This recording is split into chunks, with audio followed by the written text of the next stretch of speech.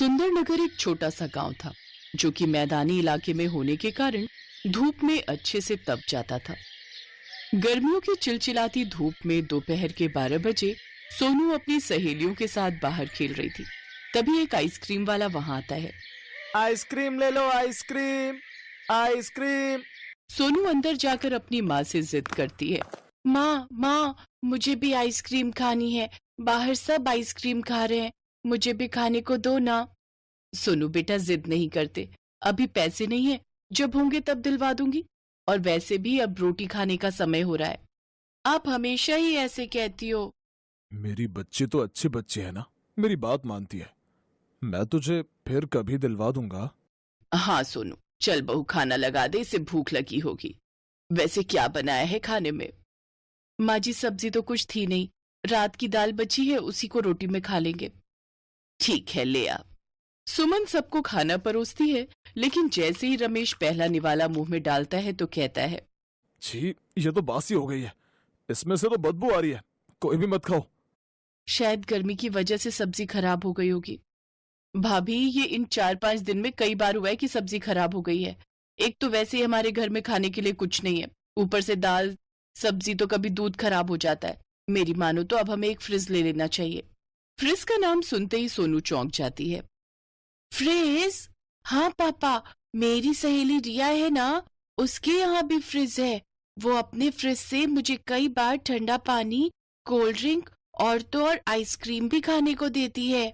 वो तो बहुत महंगा होता है बेटी, लेकिन कोई नहीं, मैं मेहनत करूंगा और अपनी गुड़िया के लिए एक फ्रिज ले आऊंगा। लेकिन वो सब तो बाद की बात है, लेकिन अभी खाना कैसे खाएंगे हम? बहू, आम का अचार पड़ा है, जरा सा उसी को ले आ, हम सब उसी में छुआ छुआ कर खा लेंगे। वो सभी उस जरा से अचार के साथ रोटी खाते हैं। दरअसल रमेश एक मजदूर था जिसे कभी कभार ही काम मिलता था। एक रोज वो अपने मालिक से एडवांस मांगकर देखता है, लेकिन वो उसे देने से इनकार कर देता है और मजदूरी के 200 रुपए ही देता है। घर आकर रमेश वो पैसे अपनी पत्नी सुमन को देता है। ये ले सुमन, अब जाकर कुछ सब्जी ले आ। सुमन उन पैसों से सब्जी लेने चली जाती है, जहां वो देखती है कि एक जगह बहुत सारे लोगों की भीड़ लगी है। अरे भाई साहब, इतनी भीड़ किस लिए है? अरे बहन जी, यहाँ सस्ते दाम में लॉटरी टिकट मिल रही है और सबसे बड़ी लॉटरी पूरे 1 लाख रुपए की है और दूसरे और तीसरे नंबर पर भी इनाम है, तो मैं तो चला लॉटरी लेने। ये सुनकर सुमन भी सोच में पड़ जाती है। अगर मैं ये टिकट ले लूं तो क्या पता मेरी किस्मत भी खुल जाए, लेकिन सामान के लिए पैसे। कोई नहीं, जैसे पहले चल रहा था कुछ दिन और सही। यही सोचकर सुमन वो टिकट ले लेती है। भाई, इसका इनाम कब घोषित होगा? 4 दिन बाद अखबार में नाम आएगा, फिर यहीं से आपको इनाम मिलेगा। सुमन वो लॉटरी लेकर घर आ जाती है। तभी सोनू पानी लेने के लिए मटके को टेढ़ा करने की कोशिश करती है, लेकिन वो टूटकर गिर जाता है और उसके टुकड़े टुकड़े हो जाते हैं। ये क्या सोनू, मटका तोड़ दिया? हे राम, 80 रुपए का नुकसान कर दिया। अब तेरे पापा काम पर से आएंगे तो उन्हें पानी कैसे देंगे? माँ, मैंने जानबूझकर थोड़ी ना तोड़ा है, पानी ही तो पीना था मुझे भी, बेकार में डांट रही हो। तभी रमेश भी ये सब देख लेता है। बस भी करो सुमन, बच्ची है, टूट गया होगा। फिर सुमन पड़ोस में जाकर थोड़ी बर्फ ले आती है और सबको ठंडा पानी पीने को देती है। ठंडा पानी पीकर गले को क्या तरावट मिली है। सचमुच में माँ। तभी तो कहती हूँ फ्रिज ले लो ना। अच्छा भाभी, मैंने आटा लगा दिया है, आप सब्जी लाई हो तो दे दो, मैं काट देती हूँ, आप चौंक लगा देना। सब्जी? वो सब्जी तो मैं नहीं लाई, क्योंकि मैंने उन पैसों से लॉटरी खरीद ली।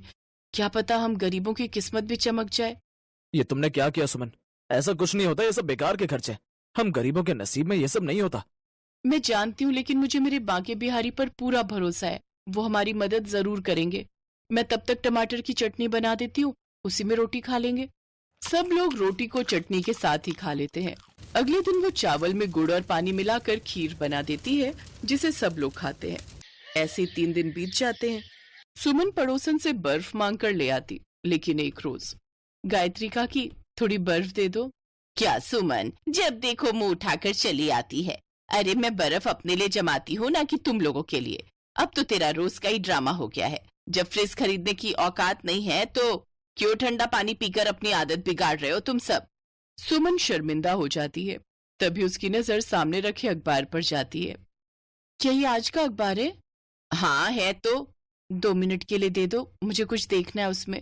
अजीब हो तुम, एक चीज के लिए मना किया तो दूसरी मांग ली। तुम गरीब लोग ना जाने कब सुधरोगे। सुमन वो अखबार लेकर घर आती है और जल्दी से उस लॉटरी के टिकट को निकालती है और उस नंबर से मिलाती है। वो खुशी से झूम उठती है क्योंकि वो ये लॉटरी जीत चुकी थी। वो पूरे 1 लाख का इनाम जीत चुकी थी। वो भागती हुई वो लॉटरी लेकर जाती है जहां उसे पूरे 1 लाख रुपए का इनाम और साथ में डबल डोर का फ्रिज मिलता है। वो फ्रिज और पैसे लेकर जब घर आती है तो सभी घर वाले बहुत खुश होते हैं। अब वो उस फ्रिज में ठंडा ठंडा पानी, बर्फ, सभी सब्जियां और दूध रखते, जिससे अब उनका कोई सामान खराब नहीं होता। साथ ही वो दूध और खोए की आइसक्रीम जमाती है और सब घर वालों को खाने को देती है, जिससे अब उनकी गर्मी काफी कम हो जाती है।